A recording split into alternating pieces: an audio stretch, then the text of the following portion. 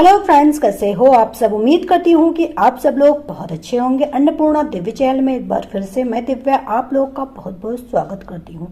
दोस्तों, आज के वीडियो में हम लोग एक सास बहू की कहानी को सुनेंगे। उम्मीद है कि ये कहानी आप लोगों को जरूर पसंद आएगी। कहानी थोड़ी सी भी पसंद आए तो वीडियो को लाइक कीजिएगा। चैनल पे पहली बार विजिट कर रहे हैं तो मेरे अन्नपूर्णा देवी चैनल को सब्सक्राइब कीजिएगा और इस कहानी को ज्यादा से ज्यादा शेयर कीजिएगा। तो चलिए फिर शुरू करते हैं। प्रीति एक सुगढ़ गृहिणी थी। घर के कामकाज में पूरी तरह से दक्ष थी।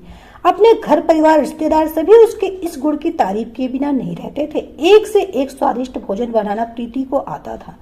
शुरू में ऐसा नहीं था। जब प्रीति शादी करके आई तब इस घर के कुछ ही काम करना जानती थी, लेकिन जब से उसने कुकिंग को अपनी हॉबी बनाया तब से उसे इस हुनर में दक्षता आती गई। और आज हाल यह है कि उसके आस पड़ोस के सभी रिश्तेदार उसकी कुकिंग के फैन हैं। उन्हें जब भी कोई नई डिश बना तो प्रीति से सलाह लेने अवश्य आते हैं। प्रीति का पति नैतिक अपनी पत्नी के इस गुण से भली भांति परिचित है और मन ही मन अपने पत्नी इस गुण का कायल भी है। प्रीति हमेशा हंसमुख स्वभाव रखते हुए सभी के लिए एक से एक बढ़ के व्यंजन बना के तैयार करती है और अपने सास ससुर को उनकी उम्र के हिसाब से एक अधिक स्वादिष्ट भोजन बना करके खिलाती है। कई बार तो उसकी सास कहती है, अगर तुझे कुछ दिन के लिए कहीं बाहर जाना पड़ जाए ना तो हम सभी तेरे बिना भूखे मर जाएंगे। और प्रीति हंसकर बोलती, मैं कहाँ जाऊंगी मम्मी जी, जब मुझे पता है कि मेरा घर मेरे बिना अस्त व्यस्त हो जाएगा तो ऐसे में कहीं जाने की सोच भी नहीं सकती। अगर अपने मायके भी जाना होता तो वहाँ एक ही दिन के लिए जाती थी। सुबह जाकर शाम को वापस आ जाती या फिर ननद के आने पर ही एक दो दिन के लिए घर से बाहर जाती थी। वापस आने पर यही शिकायतें सुनने को मिलती थी कि तेरे बिना तो हमारा पेट भी नहीं भर पाया। और मन ही मन प्रीति खुश होती थी। उसकी सास ने तो उसका एक अन्य नाम अन्नपूर्णा भी दे रखा था और वह उसे कई बार यही कहकर संबोधित भी करती थी कि तू तो मेरे घर की अन्नपूर्णा है, जो कि सबका पेट इतने अच्छे से भर देती है।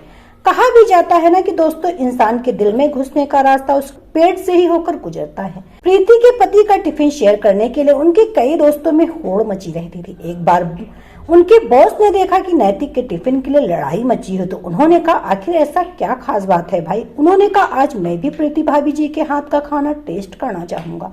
और जैसा कि सभी कहते हैं, नैतिक के बॉस भी प्रीति हाथों की कुकिंग के फैन हो गए।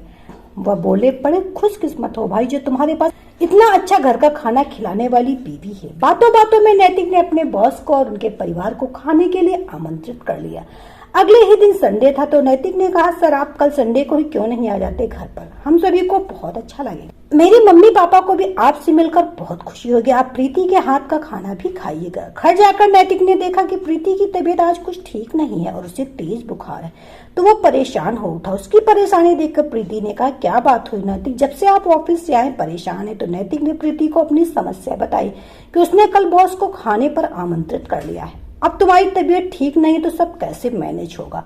मेरी तो बॉस के सामने बेइज्जती हो जाएगी। उसके मन में बॉस के प्रति डर का जो रवैया था उसके सामने उसे प्रीति की सेहत की भी चिंता नहीं महसूस हो रही थी। उसे तो बस यही लग रहा था कि कहीं कल मेरी बॉस के सामने बेइज्जती ना हो। प्रीति अपनी सास से बहुत ही खुली मिली थी और हर बात में अपनी सास को जरूर शामिल करती थी। प्रीति की सास ने जब देखा कि नैतिक अपनी प्रशंसा के लिए प्रीति की तबीयत खराब होने के बावजूद भी अपने बॉस का आमंत्रण दे आया था और प्रीति को ना चाहते हुए भी उन सब के लिए खाना तैयार करना पड़ेगा, जबकि उस बेचारी की हालत बिल्कुल भी ठीक नहीं थी, उससे तो ठीक से बैठा भी नहीं जा रहा था।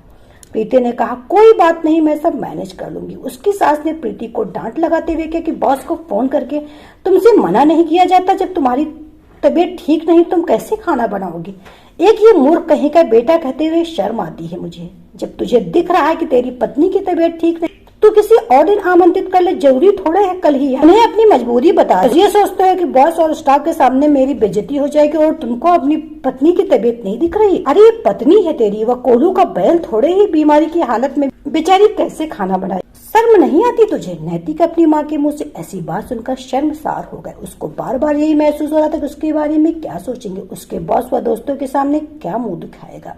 प्रीति उसकी मन की स्थिति समझ रही थी और अपनी सास को कहा मैनेज कर। तो उन्होंने कहा, ठीक है, एक शर्त पर, मैं कल बॉस को खाने पर बुलाने की अनुमति दूंगी कि प्रीति की मदद में मैं और नैतिक दोनों करेंगे ताकि वो बेचारी परेशान ना हो सके। प्रीति तुमसे बैठकर हमें बताती रहना क्या चीज किस तरह से बनानी, और अगर मुझे जरा सा भी महसूस हुआ कि तुम आरामदायक नहीं हो तो मैं उसी समय सब कुछ कैंसिल कर सकती हूँ और ये मेरा आखिरी फैसला है। अपनी माँ के फैसले को नैतिक भी मना नहीं कर पा रहा था और उसने मन ही मन अपने आप को समझा लिया कि आज तो बुरे फंस गए और प्रीति की मदद करनी ही पड़ेगी। माँ जानती थी कि घर के काम में औरतों की मदद करवाना अच्छा नहीं लगता था। उसने अपने बेटे को कहा, यह जो मन में तेरे उल्टे सीधे विचार आ रहे हैं इनको विराम दे और अपनी पत्नी की मदद करने का विचार बना ले। मैं तेरी माँ हूँ, तेरे दिमाग में क्या चल रहा है मैं समझ सकती हूँ। पत्नी की मदद करने में जो तुझे अपनी इज्जत कम नजर आती है ना, उसको एक तरफ छोड़ दे। तुझे प्रीति की मदद करनी ही पड़ेगी और मैं इस बुढ़ापे में कितनी मदद कर सकूंगी। कल का खाना तुम दोनों पति पत्नी बनाओगे और प्रीति से तुम्हारे साथ में खड़ी होकर या बैठकर जैसी भी उसकी सुविधा होगी सिर्फ बता। और नैतिक बाबू, अगर आपको अपने बॉस के सामने अपनी इज्जत रखनी है तो आपको मेरी इस बात को मानना ही पड़ेगा। ऐसा कहते उसकी माँ एक रहस्यमयी मुस्कान के साथ में उठकर अपने कमरे में चली गई। नैतिक प्रीति की तरफ देख रहा था, लेकिन प्रीति बेचारी कर भी क्या सकती थी। उसकी तो हालत पहले से बहुत खराब थी। आखिरकार अगले दिन का सूरज एक नई उमंग के साथ निकला, जिसमें नैतिक ने अपनी पत्नी के साथ मिलकर अपने बॉस और उसके परिवार के लिए खाना पकाया और उनकी मां ने बार बार आकर निरीक्षण किया कि कहीं उनकी बहू को ज्यादा परेशानी तो नहीं हो रही। अगर उन्हें एक बार भी ऐसा लगता कि प्रीति परेशान हो रही तो वो उसी समय सारा प्रोग्राम कैंसिल कर देती, क्योंकि उन्होंने ऐसा ही नियत समय पर खाना बन गया जिसमें लगभग 70% का योगदान नैतिक का था और वह बहुत खुश था। प्रीति के सहयोग से सचमुच बहुत ही स्वादिष्ट खाना बना। शाम को जब बॉस और उनका परिवार आए तो सचमुच भोजन देखकर वो बहुत खुश हुए और जब उन्होंने खाना खाया तब वे वाकई प्रीति के फैन हो गए और प्रीति के बनाए खाने की बार बार तारीफ की जा रहे थे। उनकी बॉस की पत्नी ने तो उन्हें यहाँ तक कि कह दिया, मैं आने वाले समय में प्रीति से कुकिंग क्लास की ट्रेनिंग लेने भी आऊंगी, क्योंकि मुझे तो इतना अच्छा खाना बनाना आता ही। सास बहू एक दूसरे की तरफ देखकर मुस्कुरा रही और नैतिक अपनी माँ और प्रीति की आंखों ही आंखों में होने वाली बातों को समझ रहा था और महसूस कर रहा था। तो दोस्तों, छोटी सी कहानी आपको कैसी लगी हमें कमेंट सेक्शन में जरूर बताइएगा। उम्मीद है कि जरूर पसंद आएगी। कहानी थोड़ी सी भी अच्छी लगे तो वीडियो को लाइक कीजिएगा।